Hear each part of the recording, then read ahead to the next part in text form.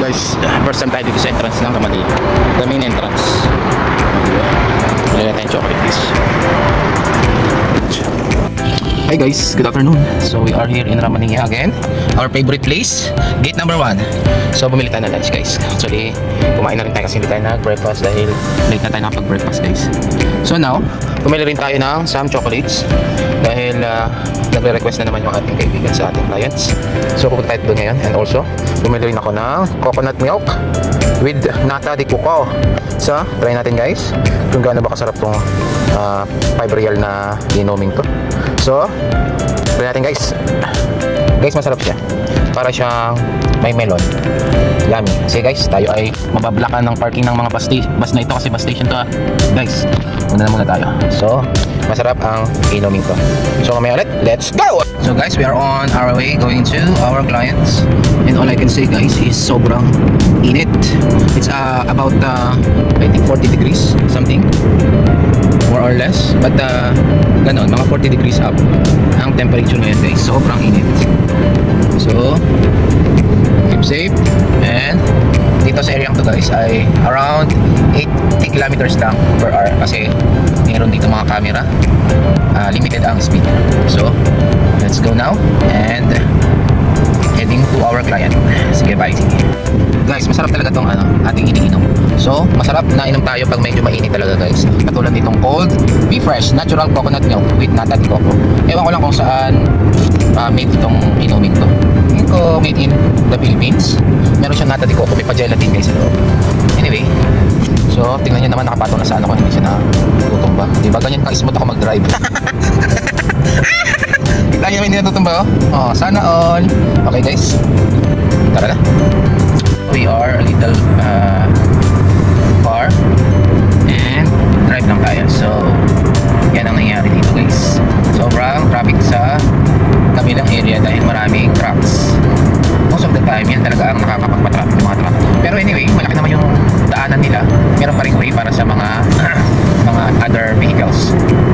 So okay pa rin mag-drive guys. Magdadrive ako hanggang Baguio.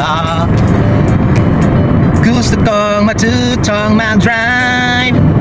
Gusto kong matutong mag-drive. Mag-drive.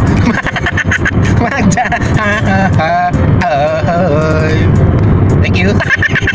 Guys, yung kabilang way guys, yan o, maraming trucks going to Damam Port yan, seaport. Kaya maraming truck na papunta ron. Kita nyo ang traffic dito. Sobrang daming truck na nakapila. Diba? So, good luck sa kanila. Alam nyo guys, dati mahilig talaga ako mag-travel, lalo na nung college ako. Talagang gusto ko nasakay ng bus. Sarap lang, paikot-ikot lang. So, dati naisip ko, gusto ko talaga mag-drive, matutong mag-drive, okay na yun. Eh ngayon, syempre, alam mo pag iniisip mo positive at saka yung outlook mo, alam mo yung feeling mo na nangyayari nga guys. Marami ng things na nangyayari ganun. So, magdadrive ako hanggang sa mundo. Gusto kong matutong mag-drive kahit na wala akong kotse. Gusto kong matutong mag-drive. Mag-drive. Mag-drive. Empty.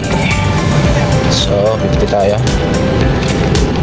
50 real. Tingnan nyo kung mapupuno. Hindi yan. 50 real. Alright. Let's check it out. Ilang litro. Nakaantap guys. Sobrang init ng panahon ngayon. Grabe ah.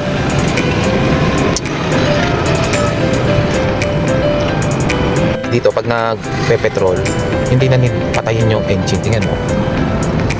Ewan ko pag sa Pilipinas pinapatay yung engine, diba? Dito hindi na pinapatay. And also you see, nagse-cellphone din ako. Hindi naman problema. Ayun lang. Alarm na guys dahil puno na ang 50. So 3 times 50, 2.29 liters. Hindi pa busy pa yung busy pa siya. Nasa Desierto naman tayo guys. And as you can see, very extreme ang weather. Very hot. Very hot. So siguro ngayong alas 12 hanggang alas 3 guys, papalo yan ng mga 45 degrees ganyan and more. Kasi sobrang summer na kasi. Sobrang init na. So, tara muna. Guys, sobrang init and kung makikita nyo ang ating pinuntahan ay halos walang tao. And ganito ang buhay ng Saudi. Kawawa naman yung mga nag-work sa labas guys. Kita nyo, diba? Kawawa pag diyan ka makakasay, diba?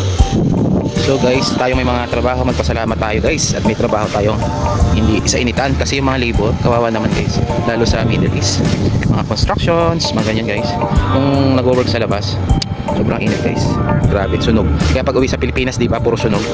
And also guys, kaya di ba kayo nagtataka yung mga Saudi boy laging nakasalamin, laging merong shades. Kahit sa Pilipinas nagsi-shades.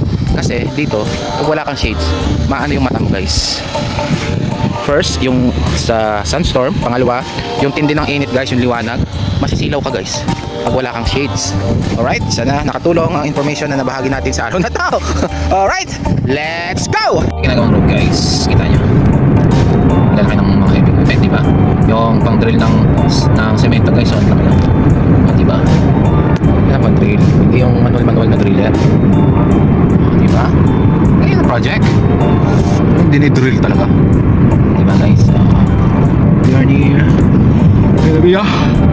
Let's go! So guys, nasa bahay na tayo at nag-work pa din guys. Alright, pero tapos na, bukas natin itong iba. So, nice naman. Review lang natin. So, let's check natin. Yeah. Alright. So, sana naman. Grabe no, haba no. Alright, okay na. So guys, kakatapos lang natin mag-finish ng trabaho. Inabot pa tayo sa bahay.